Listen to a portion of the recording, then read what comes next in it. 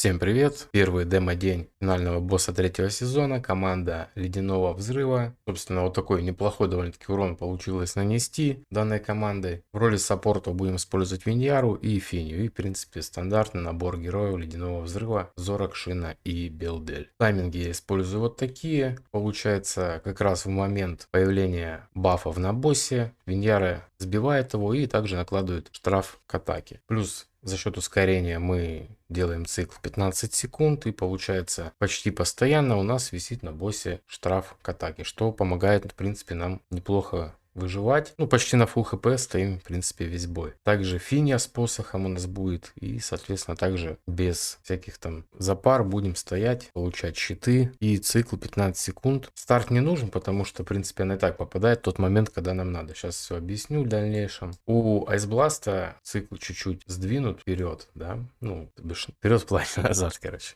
Ну, вы поняли, да?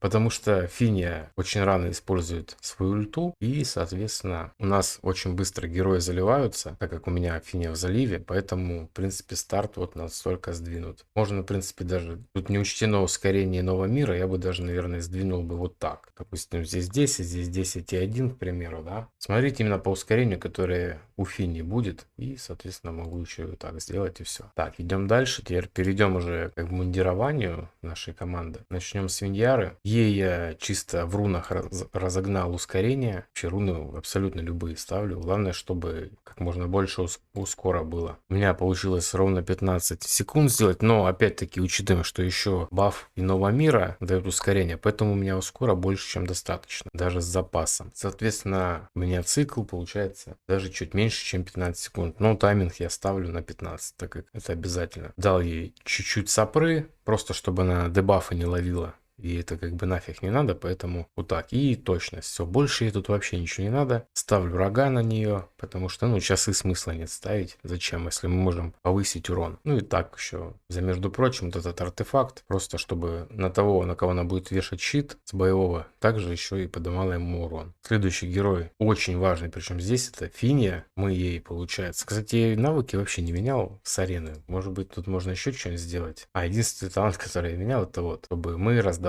сопротивление. Это вообще вся суть ее здесь нахождения. Собираем максимум сапру и также ловим еще по возможности просвет. Ну и плюс ускор, чтобы у нас итоговый цикл вышел 17 секунд. Ну и плюс баф иного мира. У меня тут по факту будет в бою где-то 16,7. Потому что еще плюс 15 ускорения. Оно где-то таки выйдет, да. 16,7. Плюс, так как она у нас кукольники, она же всех и заливает. Соответственно, итоговый цикл у меня вообще 14,7. Но такой цикл я не могу поставить, потому что кукольник срабатывает раз в 15 секунд. Плюс нам как раз таки надо 15 секунд. Поэтому я ее зацикливаю на 15. Суть какая вообще у этой Финии? Она раздает всем сапру, поэтому ставим всех именно вокруг нее. И в момент, когда босс будет накладывать на нас дебафы, вот эти, получается, она будет ультовать, и мало того, что она раздает сапру, она еще и увеличивает на 50% сопротивление героев. Поэтому как раз перед ну не ультой, а боевой навык, который вешает дебафы у босса, вот, будет его кидать, и в этот момент у нас будет еще и повышенное сопротивление, поэтому все эти дебафы будут просто уходить в сапру. Вот такая как бы важная деталь именно у Финии. Ну и в принципе продолжим по героям. Тут Зорок у меня в ребрах, руну на сапру ему даже не давал, и так в принципе справляется за счет того, что идет раздача сапры плюс баф на увеличение сопротивления. Поэтому просто этот сет собрал, чуть-чуть допов повезло, и в принципе хватило мне сапры и без руны. Ну и броня, соответственно, на атаку. Все на атаку. Далее.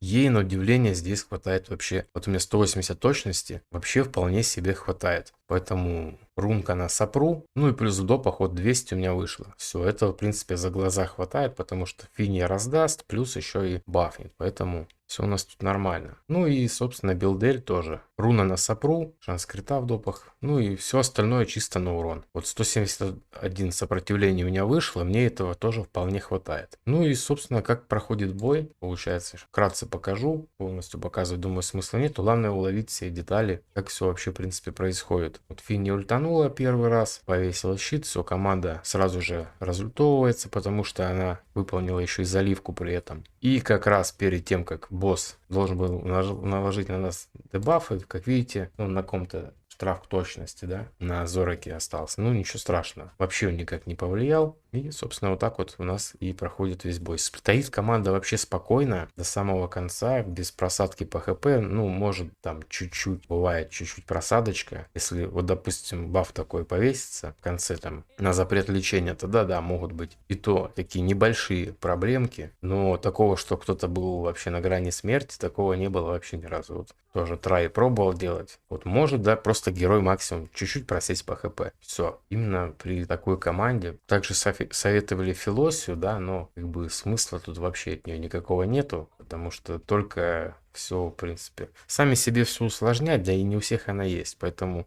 в принципе, вот данная команда неплохо набивает и так далее. Код команды будет в описании. Кому что непонятно, пишите в комментариях, либо в телеге. Всем спасибо за просмотр, до скорых встреч, всем пока.